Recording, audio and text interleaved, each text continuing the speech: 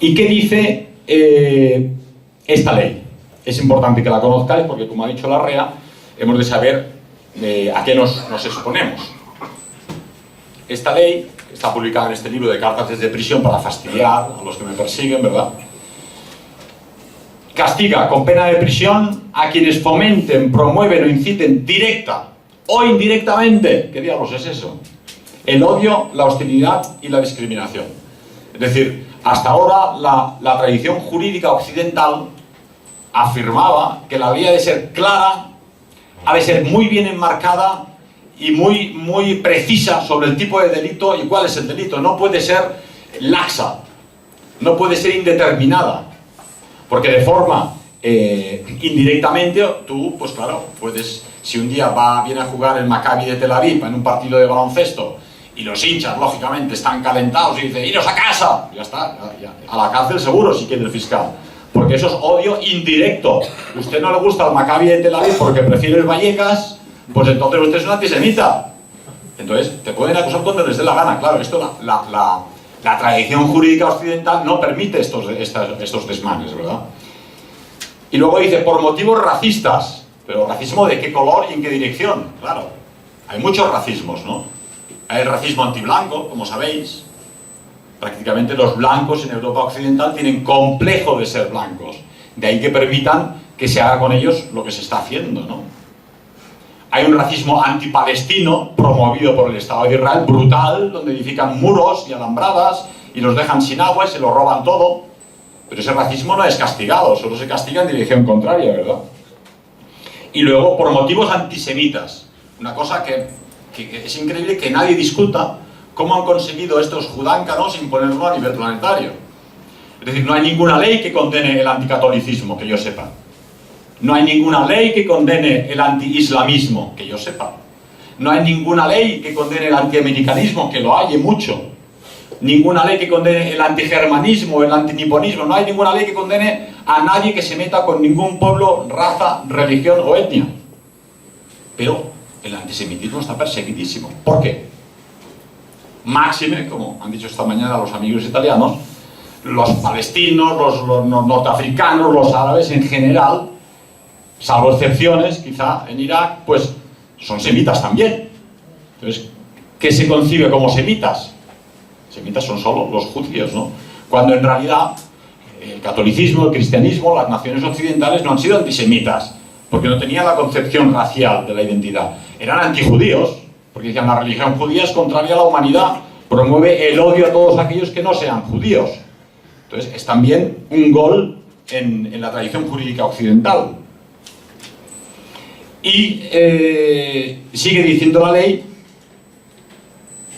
todos aquellos que fomenten o promuevan indirectamente el odio, dice indirectamente, pero ¿dónde está la taxatividad y tipicidad que debe presidir? Aquí hay abogados entre nosotros, ¿verdad? Toda descripción penal y el principio de legalidad, si no hay una taxatividad y una tipicidad, el delito de ser típico y taxativo, pues queda todo en el aire, queda en lo que decide el gobierno, lo que decide el fiscal, y normalmente el juez hace lo que le dice el fiscal, ¿no? En mi caso, pero no solo en mi caso, cuando somos juzgados nos toca siempre un juez de sustituto. Lo conoceréis los abogados, no sé cómo es en Italia. Juez sustituto es aquel que faltan jueces porque cada día hay más delincuentes, típico en una democracia, y cogen abogados de cierto prestigio. En realidad son los abogados de partido, la gente del PSOE o del PP que quieren en el Poder Judicial, y los ponen ahí para un año.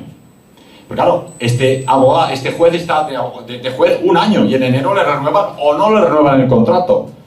Y su patrón es el mismo Ministerio de Justicia, que es el ministerio del fiscal y del ministro de Justicia.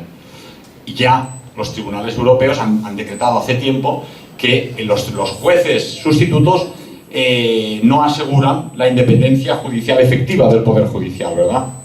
De la política. Y luego continúa esta graciosa ley, el artículo 510, dice: quienes nieguen, trivialicen gravemente delitos de genocidio. Esto lo han hecho para mí. ¿Pero qué es trivializar primero? ¿No? ¿Qué es minimizar? Para trivializar o minimizar hay que partir de una cifra fija, exacta. Los soviéticos Después de la Guerra Mundial hablaban de 20 millones de víctimas. Y en el proceso de Nuremberg hablaban de 9, de 8, de 7, era una tómbola, da igual, tú ponías una cifra y se la creían, ¿no? Luego la cosa quedó, bueno, vamos a fijar una cifra. Otra vez, número mítico religioso, 6 millones, ¿no? Y quedó en 6 millones, ¿verdad? Pero, como hemos dicho, el mismo museo de Auschwitz ha quitado las placas de los 6 millones. Entonces, aquí los jueces, ¿qué van a considerar minimizar o trivializar? Si discutes la cifra de 6 millones, si dices fueran 5.995.000 porque uno solo perdió un pie. Eso es trivializar o minimizar. Si dices que el museo de Auschwitz puso placas con 1,5 millones solamente, eso es trivializar o minimizar. Si dices, como afirma la Cruz Roja Internacional, que el número de víctimas fue 300.000, eso es minimizar o trivializar. ¿Quién va a decidir la cifra? Hollywood, veo yo, ¿no? O sea, los jueces van a tener que ver las películas de Hollywood en la tele y de como Hollywood dice que son 6 millones, ¿no? Pues esa es la cifra oficial, ¿verdad? Entonces, esto es para que sepáis por dónde van los tiros. Bien, aquí todo lo de la ley, bueno, podríamos seguir con el tema, pero la ONU, ya en los casos de Zundel contra Canadá o de Forresson contra Francia, ha dicho claramente que las naciones no pueden penalizar la discusión de hechos históricos, por mucho que sean locos o que parezca que no son viables, ¿no? ¿Qué hacer ante una ley semejante? Muchos amigos y camaradas decían, bueno, pues hay que retirar los libros. Y otros, bueno, pues yo cierro la editorial. Oye, pues me voy a las catacumbas, pues me voy a las quimbambas. Digo, yo no sé dónde están las quimbambas, pero si hay cocos y hamacas, me vengo contigo. Pero en concreto, ese no es el camino que hay que llevar a cabo.